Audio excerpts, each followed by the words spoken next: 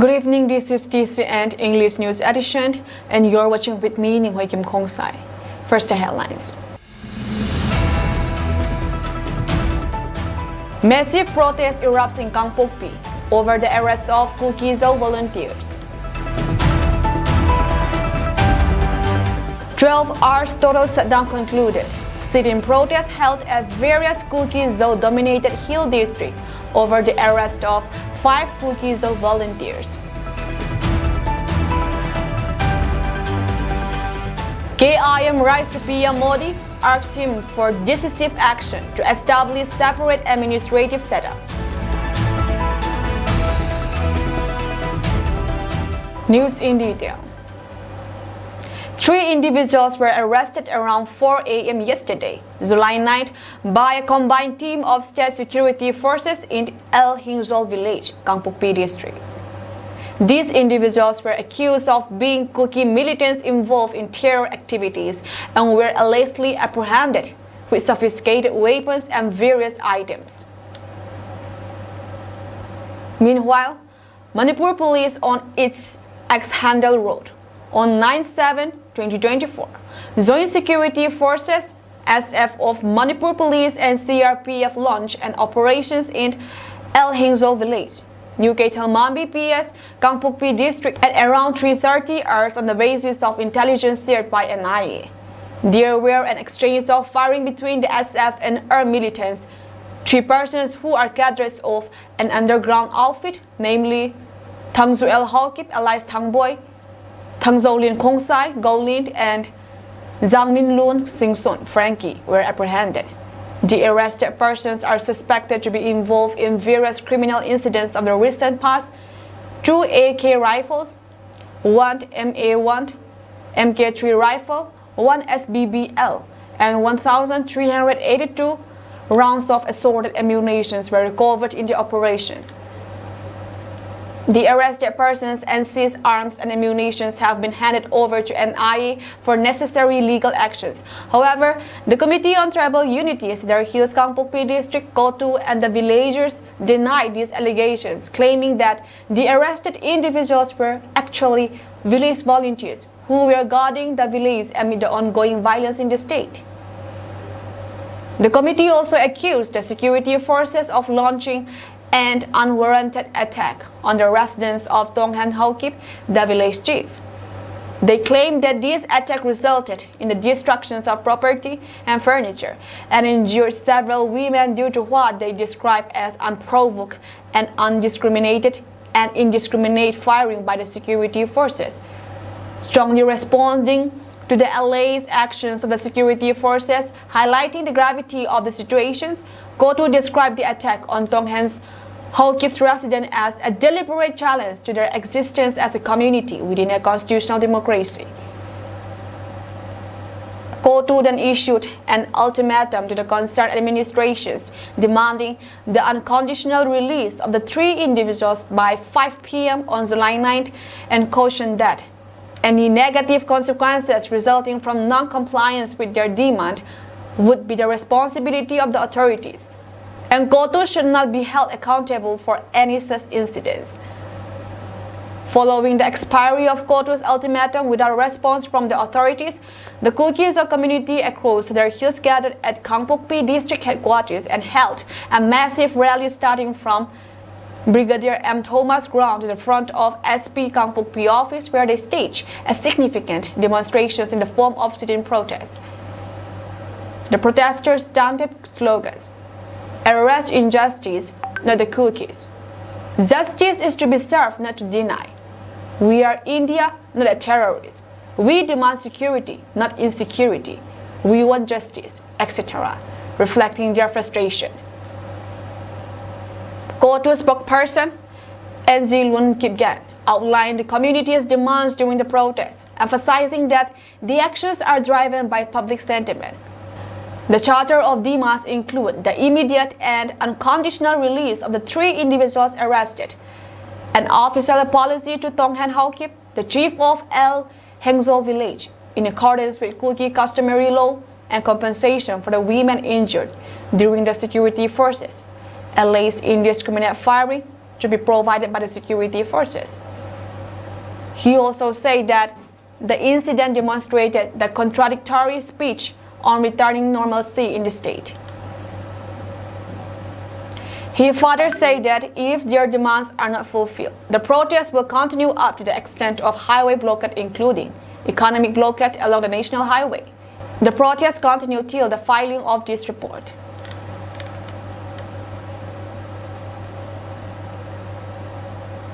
The Kuki Students Organization, KSO Churchampur branch, in collaborations with Kuki women organizations for human rights today, organized sit-in protests at Wall of Remembrance Tuibong in memory of the martyrs who sacrificed their lives for the cause of the Kuki people, and to show discontentment over the arrest of 5 innocent Kuki village volunteers by central and state government agencies. The event was attended by various dignitaries. Pastor Elvis Netla held opening prayer with a short speech from Ngai Kim EMKIM and President KWOHR, Nempi Singh Sond and Kuki Impi Manipur. The KSO Churchampur branch also observed a total shutdown in the district, exempting essential services like medical, water supply, media, and emergency services. The sit-in protest in Churchampur is held in Tuibong Wall of Remembrance, including Gotol, Gotlian, Tingkangpai, and Kangpokpi, also observed in their respective block. Ngai Kim, in her short speech, insists that division between Meitei and Kuki starts last year, 3rd May 2023, but the separate administration has not been granted to us by the government, and that the government has exerted biased forces upon us. Ngai Kim further expressed her displeasure upon the government. Today's sit-in protest is to raise our voices for separate administrations from the state government and to stand on guard and to not lose hope for our future. The organization also submitted a memorandum to the Prime Minister of India, Narendra Modi, through the DC office, demanding justice and equality for the Kuki people. The memorandum highlighted the struggles and hardship faced by the Kuki community, including the recent violence and insecurity in the state. The event also featured slogans and placards demanding justice, security, and freedom for the Kuki people, and condemning the operations and exploitations by the Meitei state leadership. The slogans included, "Arrest the operators, not the victims. We demand security, not insecurity. And we need peace, not our brothers' bodies in pieces." Speaking on the sideline of the protest, President of KWOHR Ngai Kim Holkip expresses her discontentment over the arrest of 5 innocent Kuki village volunteers who were guarding their village. She also condemned the burning of Kuki homes in the presence of security forces. These atrocities carried out by the Central Security Forces is very much condemnable from the Kuki in Manipur. And as I am from the Kuki Women Organization for Human Rights, we strongly condemn the act and atrocities in Paito village, Jiribang district, where one house was burned down just at the presence of the security forces, and two innocent boys were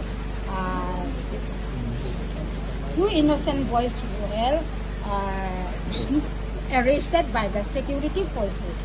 And the KWHR also strongly condemns the incident that happened at El Kengzol village, where the house of the chief was totally dismantled and many soot marks also were seen, and the house was totally vandalized by the security forces, where 3 of our village volunteers were arrested by the security forces.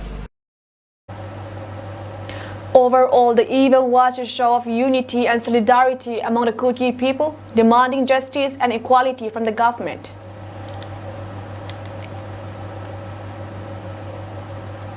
Kuki in Peace Their Heels is furious and vehemently condemns the acts of aggressions perpetrated by the central and state forces of Manipur against the innocent villagers of El Hengzol in Kangpokpi district in the wee hours of 9 July 2024.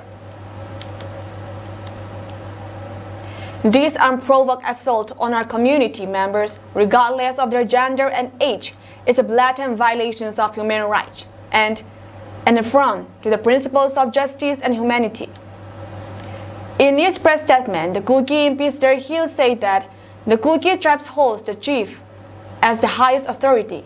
Thus, the indiscriminate firing of more than 150 live rounds with the intent to kill anyone in sight without taking into consideration of who was present at the residence of the chief of El Hingzol, irrespective of their gender or age, is deplorable and condemnable at the highest term, and it is an act of subjugation of the highest authority of the Kuki tribe chieftainship, an act of total disregard for innocent civilian lives. The Kuki MP Sir Hills also condemned the arrest of 5 innocent villagers of Hengzang, terming them as miscreants, while the Meitei radical groups, namely Arambai Tingkol and Meitei Lipun, roams freely with sophisticated weapons in the valley in front of the central forces freely, which has become a norm in the valley. The Kuki MP Sir Hills asked the central forces and NIA to act justly, as the NIA has issued an FIR against Karungamba Kuman, commander of Arambai Tingkol, but haven't acted on that while the innocent Kuki civilians and the Kuki village volunteers are arrested without any warrants. In response to this grievous injustice, the Kuki MP Sir Hills fully endorsed the total shutdown called by the Kuki MP Manipur today from 6 a.m. to 6 p.m. Alongside this, shut down all Kuki-Zou civilians of Kangpokpi district. Sir Hills held a sit-in protest organized at 11 a.m. at Vengpi Ketelmambi Military Council. All vehicular movements, schools, and business establishments remain shut down during the course of the shutdown. The Kuki MP Sir Hills father said this demonstration is a rightful expression of our sorrow and discontentment conducted within the legal framework provided by the constitutions of India. As part of the protest, Thangmin Lien Kipgen, President Kuki MP, Sir Hill said that today's protest aimed at sending a message especially to the Yunnan government that the Kuki-Zou did not appreciate the selected target against us by the central agencies. It has been widely circulated in many social medias that the leaders of Arambai Tingkol, Karungamba, and his cohorts like Robin roams around carrying sophisticated weapons despite arrest warrant issued against them by the NIA. But unfortunately, no action has been done till today. On the other hand, the central agencies need civilian Kuki-Zou village volunteers who are guarding their village and the villagers. President Kuki MP Sir Hill's father said that the Kuki-Zou have shown resentment today by organizing silent sit-in protests, and if such apprehending of innocent Kuki-Zou village volunteers continues, we will initiate other forms of agitations in the future, he added.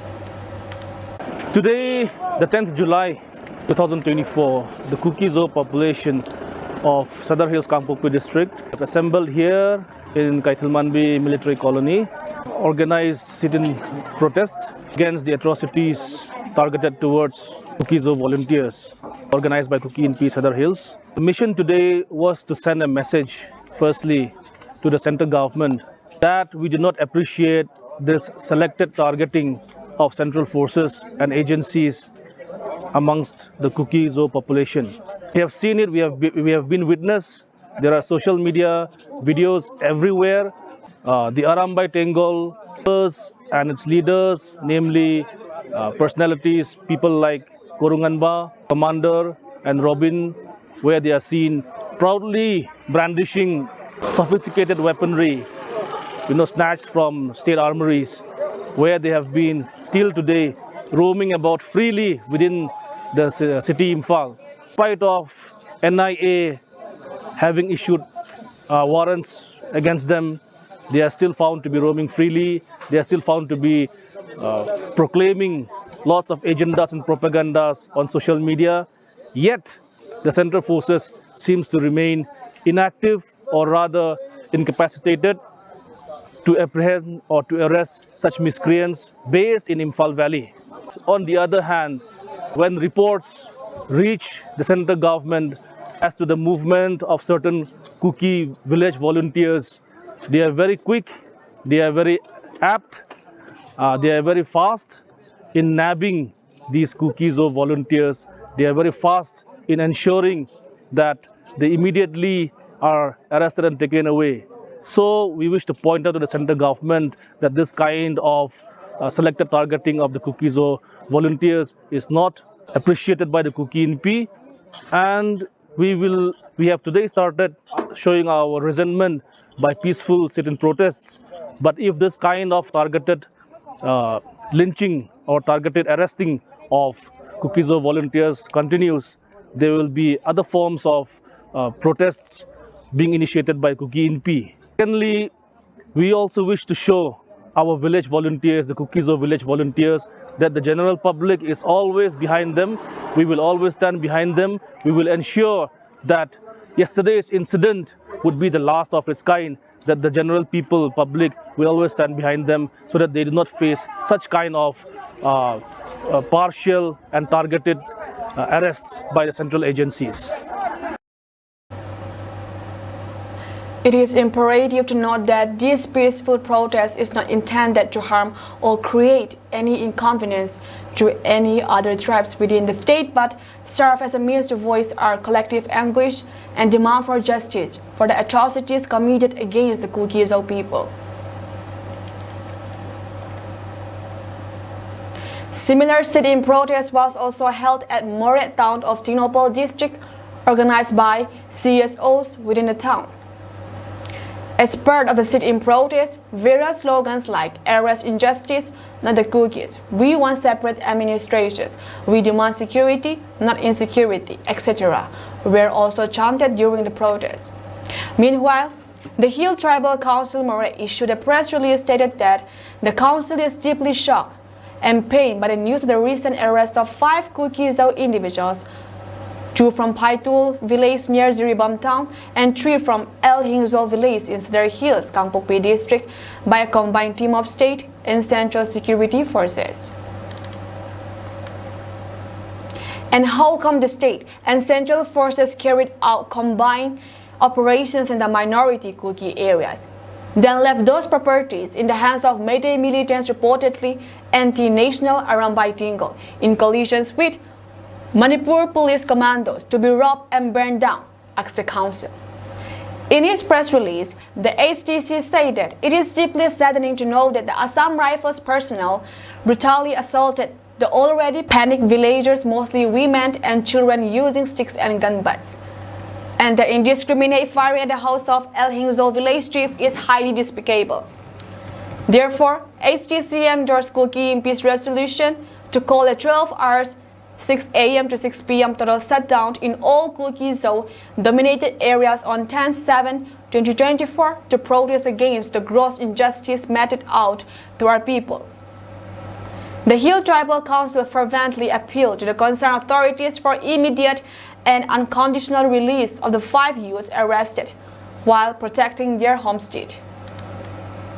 It's like a helpless child getting framed and arrested by corrupted government for protecting his mother from a powerful rapist, aided the released.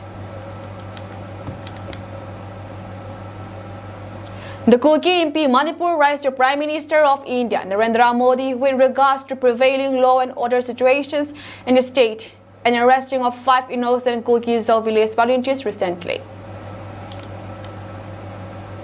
In his letter, the Kuki NP Manipur, the apex body of the Kuki tribes in the Manipur region, states that the recent arrest of 5 Kuki-Zo individuals, including a juvenile, has sparked widespread outrage among the Kuki-Zo community.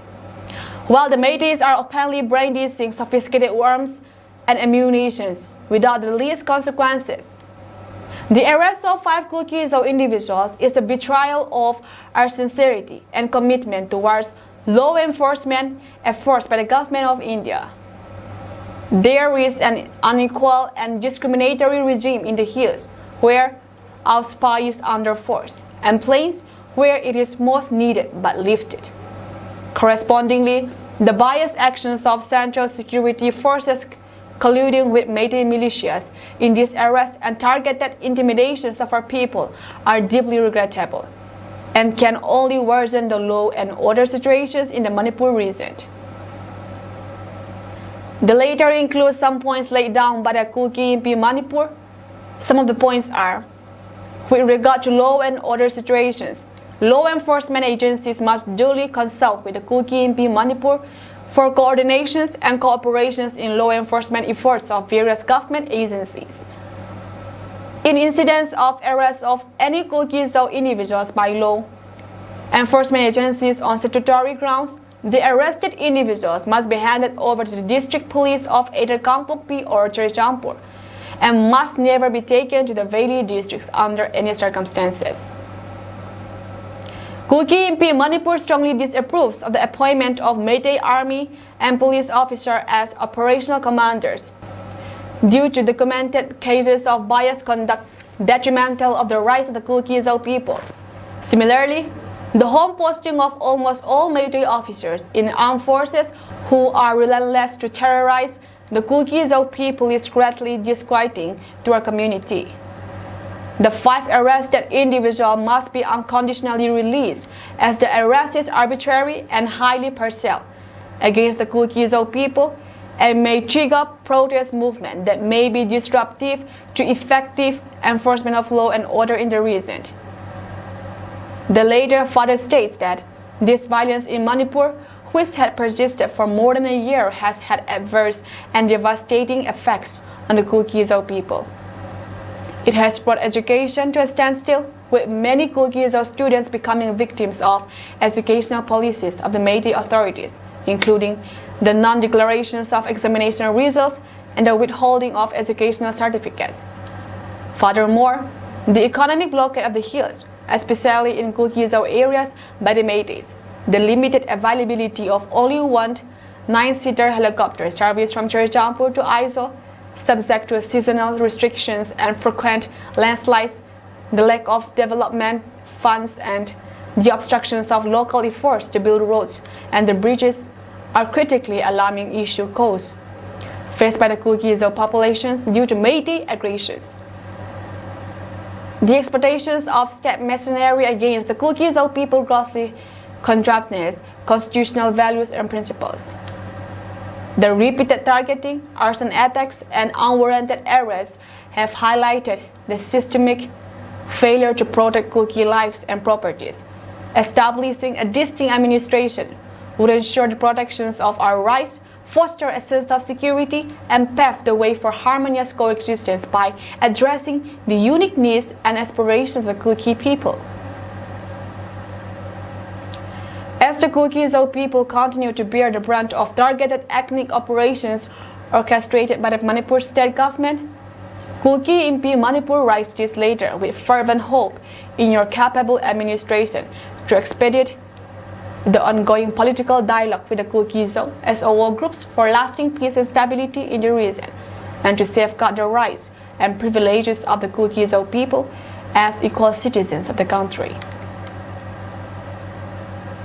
Lastly, the Kuki MP Manipur asks the Prime Minister Narendra Modi to recognize the necessity of these solutions and to take decisive action to establish a separate administrative setup, thereby ushering in a new era of peace, prosperity, and harmony in Manipur region.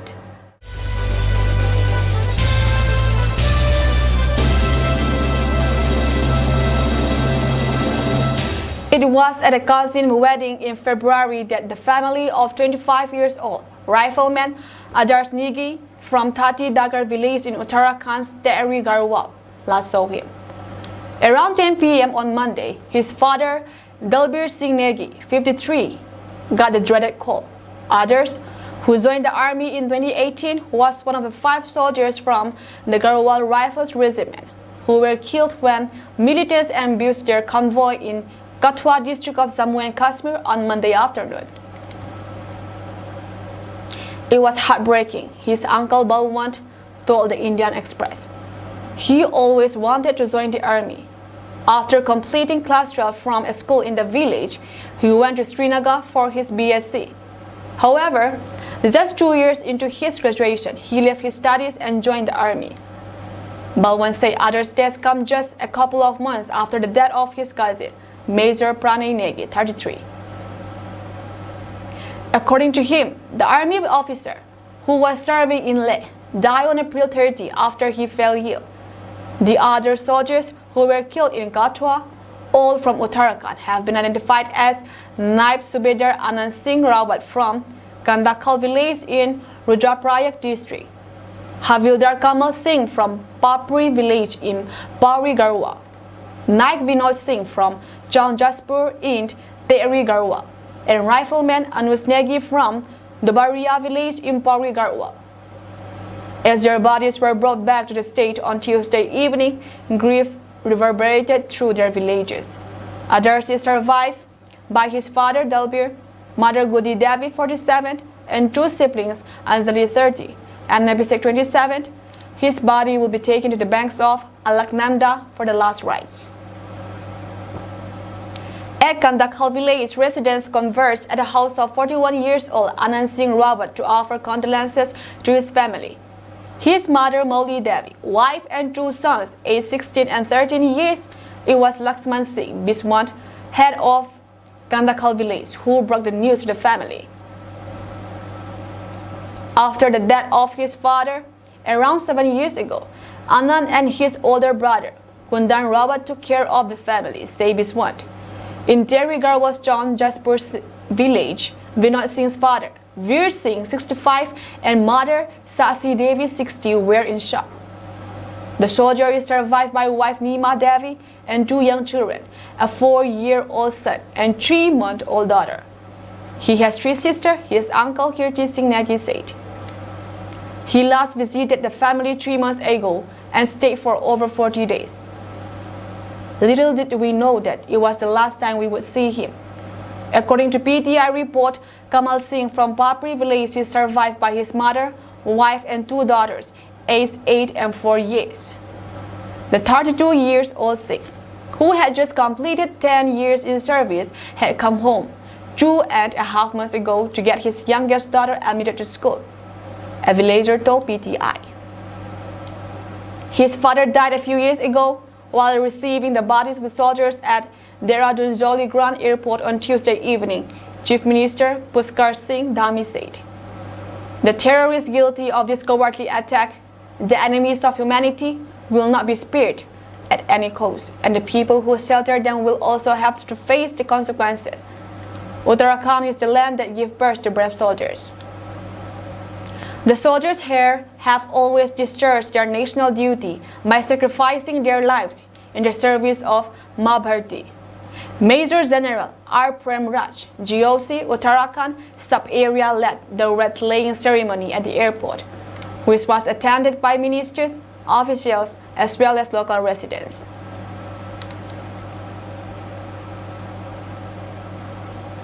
India has become an exporter of sniper rifles for the first time after a Bengaluru-based firm begged the contract from a friendly nation.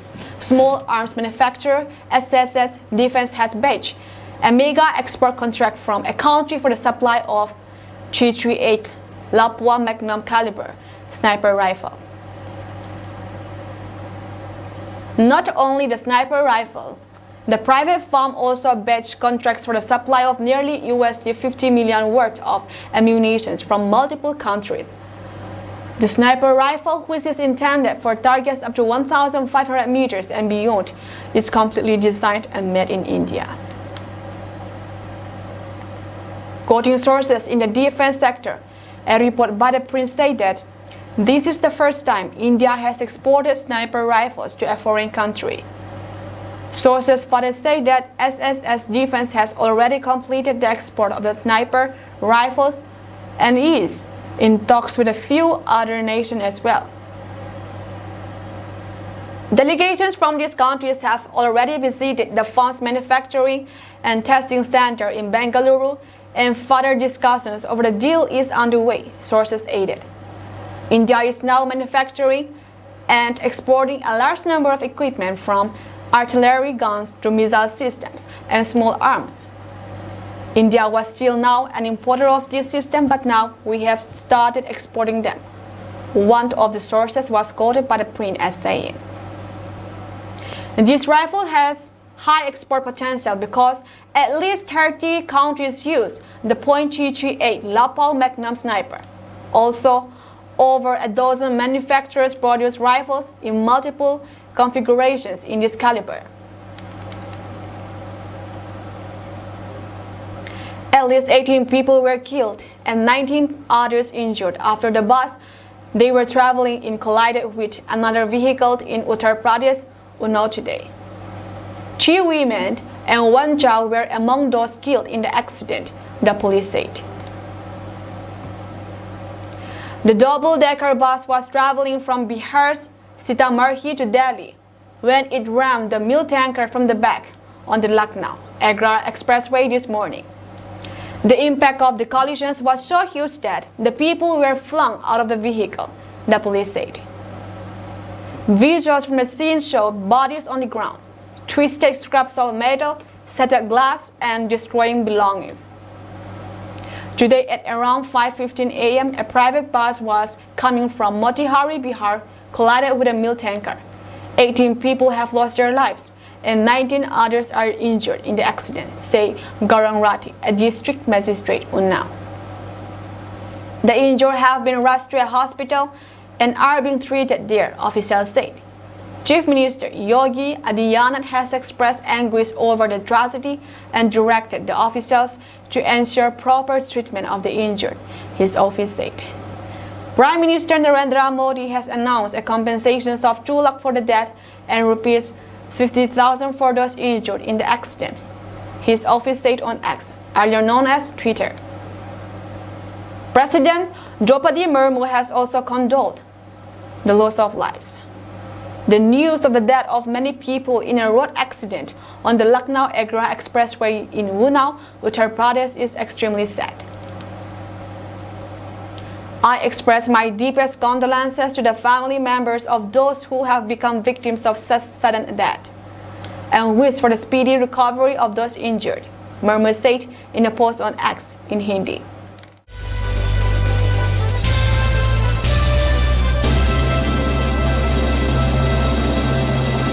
A deadly strike hit a school-turned-shelter in southern Gaza on Tuesday, as Israeli forces in the war-ravaged territory's main city pushed on with a major offensive that has again displaced Palestinians. A hospital source in Khan Yunis in southern Gaza said that at least 29 people were killed when the school was hit in nearby Abbasant. The Israeli military said its air force had carried out a strike in the area targeting a terrorist and would review the incident. 3 previous Israeli strikes since Saturday on schools across Gaza used by displaced Palestinians have killed a total of at least 20 people, according to officials and rescuers. In the northern Gaza Strip, Israeli troops, tanks and fighter jets swooped on Gaza City on the eve of new contacts in Qatar, aiming for an eventual hostage prisoner exchange and a truce in the war, racing into its 10th month. CIA Director William Burns and Israel's Mossad Chief David Barney are due to travel to Qatar on Wednesday, after Burns held talk with Egypt's President Abdel Fattah al-Sisi in Cairo. Hamas, whose October 7 attack triggered the war, has softened a key demand and accused Israel Prime Minister Benjamin Netanyahu of deliberately escalating fighting to thwart an agreement. The Islamist group Qatar-based political chief Ismail Yani has said he had warned mediators that the catastrophic consequences of the latest battles could reset the negotiation process. Hamas armed wing, the Azzedine al-Qassam Brigade, described the latest fighting in Gaza City as the most intense in months. The United Nations say tens of thousands of civilians have been affected by the surge in fighting since the first of 3 evacuation orders for Gaza City was declared on June 27. Philippe Lazzarini, head of UN Agency for Palestinian Refugees, UNRWA, said that we have around 350,000 people again on the road, but basically there is absolutely no safe space in Gaza. After almost 2 weeks of battles in Gaza City's eastern Suzaya district, Israeli forces have extended the fighting further into the city's east, west, and south. Residents told AFP they saw helicopter strikes, explosions, and numerous gun battles in the city's southwest. Elsewhere in Gaza, witnesses reported artillery shelling near the central Nusayrat refugee camp and west of Rafah in the terrorist south. Israel's military said its air and ground forces were pursuing Palestinian militants in Gaza City 6 months after it said it had dismantled Hamas' military framework in the territory's north. The UN Human Rights Office said it was appalled at the way civilians, many of whom have been displaced multiple times, have been ordered to head to areas where military operations are ongoing and where civilians continue to be killed and injured. Thousands were seen marching down dusty roads, past bombed-out buildings with mothers carrying babies and others packing belongings onto donkey carts. Independent UN rights experts accuse Israel of carrying out a targeted starvation campaign that has resulted in the death of Gazan children and constituted a form of genocidal violence.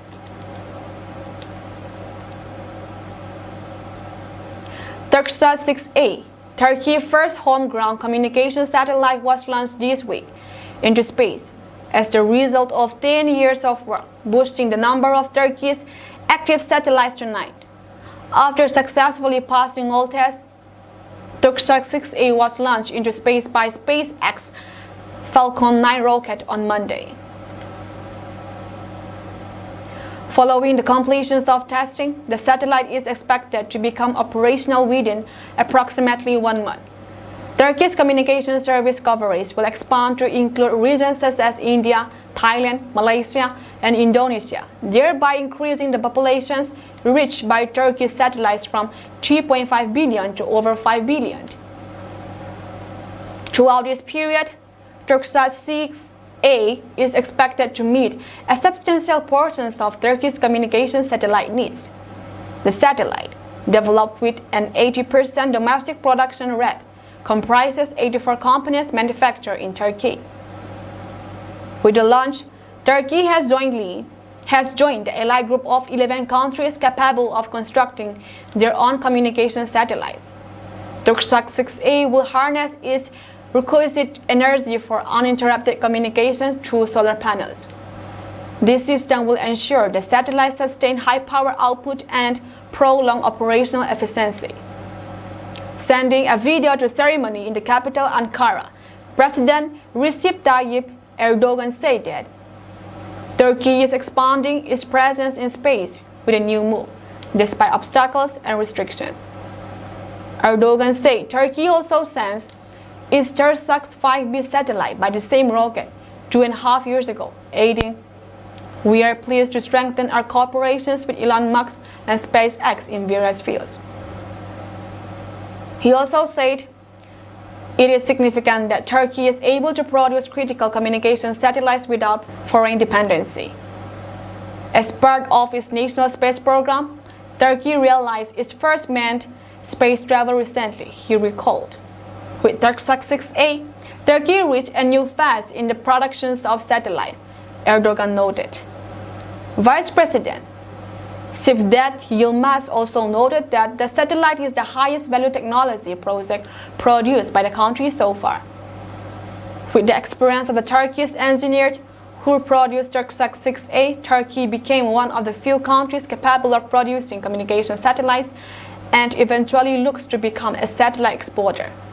Turksat 1C, the successor of the first communication satellite, Turksat 1B, was launched in 1996, followed by Turksat 2A in 2001, Turksat 3A in 2008, Turksat 4A in 2014, Turksat 4B in 2015, and Turksat 5A and 5B in 2021.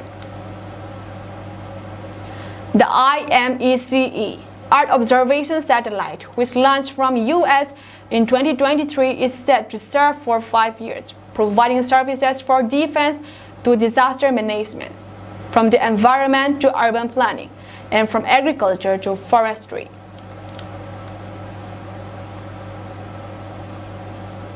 India's relationship with Russia provides it with a unique position to ask President Vladimir Putin to end the war in Ukraine, White House spokesperson Karine Jean-Pierre stated on Tuesday. This remark followed Prime Minister Narendra Modi's expressions of deep sorrow to Putin over the death of innocent children after a lethal strike on a children's hospital in Kyiv. Notably, PM Modi was on a two-day trip to Moscow to attend the 22 India-Russia Annual Summit. The remarks from the White House came as President Joe Biden is set to meet Ukrainian leader Volodymyr Zelensky on Thursday afternoon. According to Jean-Pierre, this meeting will take place on the sideline of the NATO summit, just before the sessions of the NATO-Ukraine Council. This will mark the third meeting between Biden and Zelensky in recent weeks. When asked about the objectives for Biden and the NATO summit, which is being held in Washington, D.C., Pierre said, the president wants to continue to strengthen that partnership and those alliances. Earlier, U.S. National Security Advisor Jake Sullivan on Tuesday in a press meet ahead of the third-day NATO meet marking 75th anniversary of the military alliance, said that Russian President Vladimir Putin cannot divide us, outlast us, or weaken us. He further said that NATO was committed to standing with Ukraine in the long term. Meanwhile, NATO plans to establish a new military command in Germany, headed by the three-star general, to oversee the training of Ukraine. Additionally, a senior representative will be appointed in Kyiv to deepen Ukraine's relationship with the alliance. Sullivan told a conference on the defense industry sponsored by the U.S. Chamber of Commerce. That's all from us tonight, and we thank you for joining our program.